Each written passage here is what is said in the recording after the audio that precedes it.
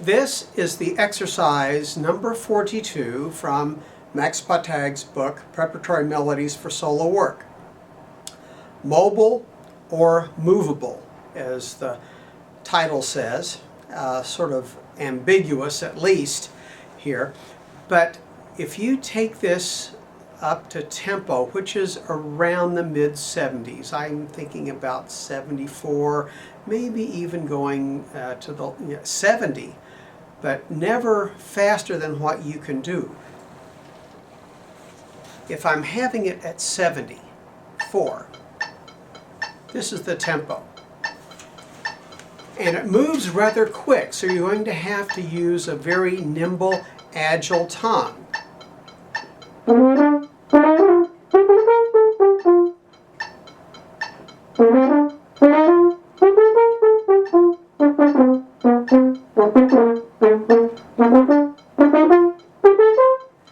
Those notes really come by pretty fast, those sixteenths. So you got to be ready. Even on a couple of those, I noticed I was just a little bit late. So instead of using a normal tongue, more of a ta, use a T or a D. Notice when you say ta and then T, where the tongue is in your mouth, it's slightly elevated. So if you elevate the tongue halfway up the oral cavity, and so that it's sort of floating in the middle, and think of D, D, D, D, D, D, D, D, or T, T, T, T, T, T, T. I think in some instances on this, the DI would be a little bit better.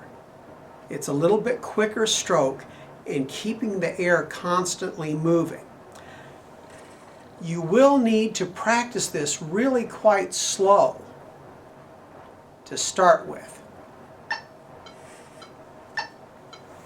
This is rather slow, as you can hear, but place all the notes correctly and perfectly.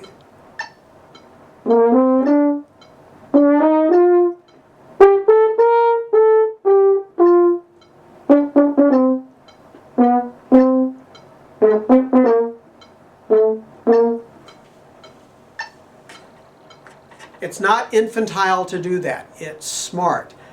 The best professionals in the world will practice extremely slow in order to get it right the first time and then gradually get faster. So practice slowly, then speed up. Another thing to watch for is musical direction. Shorter notes always lead to the next longer note. So even as we play soft, we're going to make sure that those 16th notes lead to the next 8th.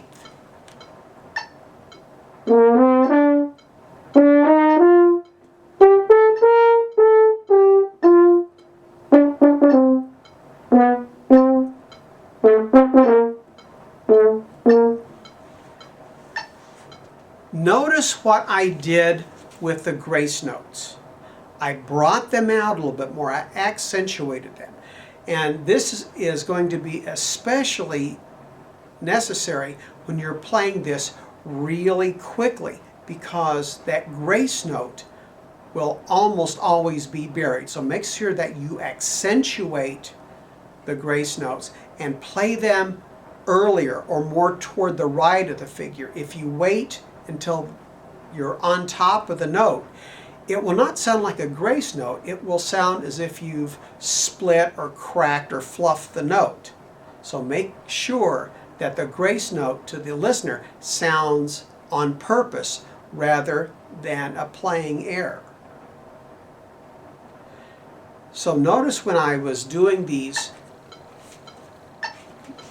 notes, not only the graces, but also the short notes, I'm making a slight crescendo getting into the arrival note.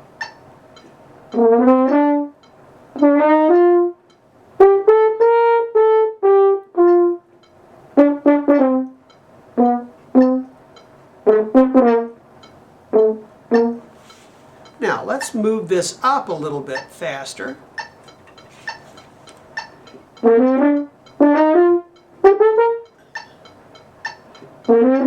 Now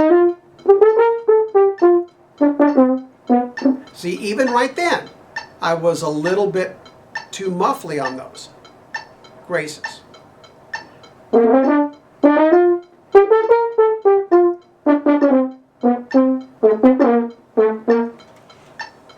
Hard to get those really clean.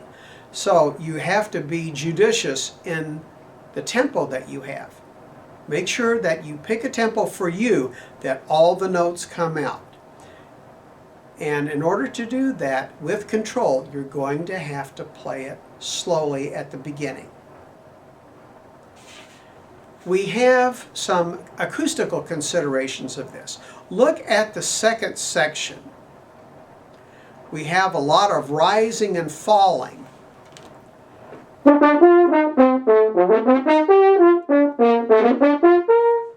Really hard to get that moving and to make sure that all the notes come out. There's two rules of using air in this particular exercise.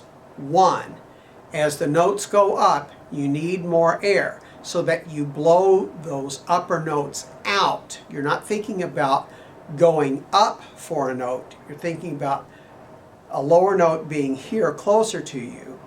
And then as you go up, you're blowing the air out and reaching for the note. So you're thinking about all the notes more being on the same plane. Second rule of using air is that you will need to use more energy as you go down lower. Lower notes take more energy to sound as loud. It's an acoustical phenomenon. Now do something. Whistle this section.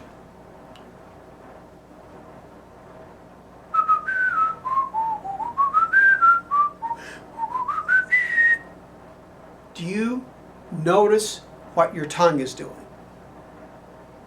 Do this again.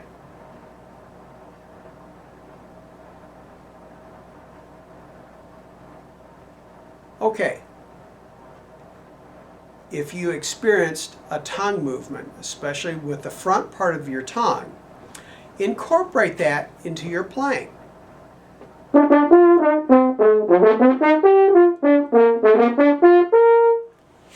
It will help you. Do what comes naturally. Now, here's another thing to do. We're going to whistle again, but I want you to put your hand in front of your face and feel what the air does. 1, 2, 3, go.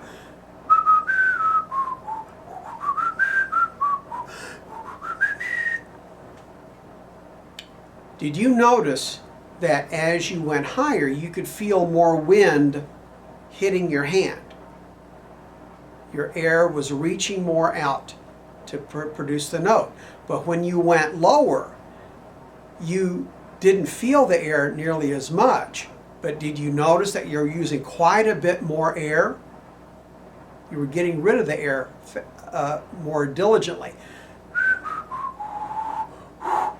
So the air wasn't moving out as far distance-wise, but you're using a lot more air intensity-wise to get those notes out. So when you use that technique, what comes naturally, it all works well.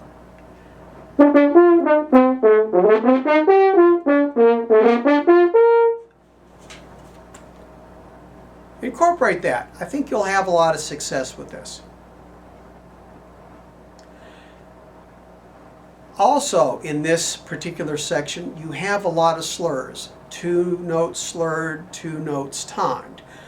As a rule, for slurred passages in general, whether it's 2 notes, 5 notes, 7 notes, or whatever, as a rule, second notes of slurs should always get additional air. Sort of bump it. Think of ta-ha.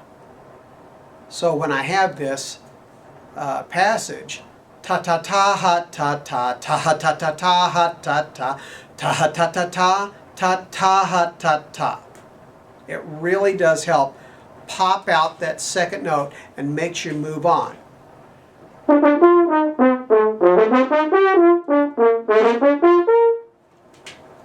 Now, look at the end of this third line. You have those 2 slurred notes, C to D.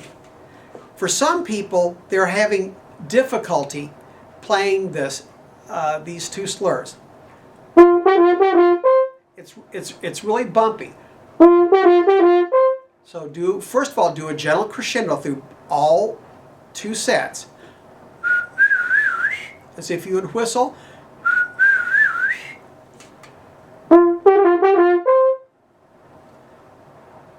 But there's another way that you can play the D that might make it easier for you. Instead of 1 and 2, try it 3rd finger instead. Anytime you play 1 and 2 on the horn, you can always substitute 3rd valve for it. It's the same amount of tubing. So if I do 3rd finger, to me, it comes out a little bit cleaner, and it's also a little bit easier. Then, on the last line, be careful of your jagged rhythm. If you have your triplet going, that 16th note is in between the 8th notes. D, da, da, D, da, da, D, da, da, D, da, da, da.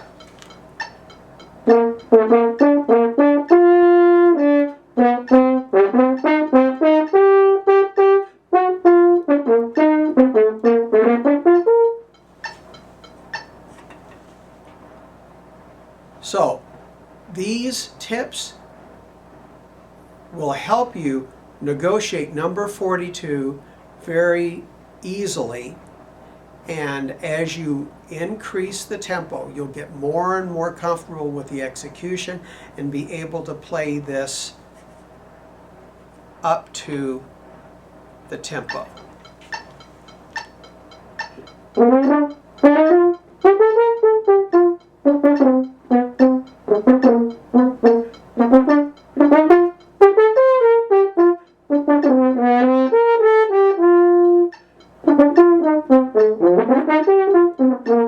So forth, like that. I will have an example at the conclusion of this. Finally, notice what I was doing with the dynamics. Tons of dynamics. You have mezzo, forte, piano, and then you have a fortissimo near the end. So save the gas full out for your forte, or rather your fortissimo. So make sure that you're playing with all those dynamics. Don't play a monodynamic. If you're wanting to be considered for a top chair, you're going to have to do the detail work. That's all for now, and here is a reference performance for you.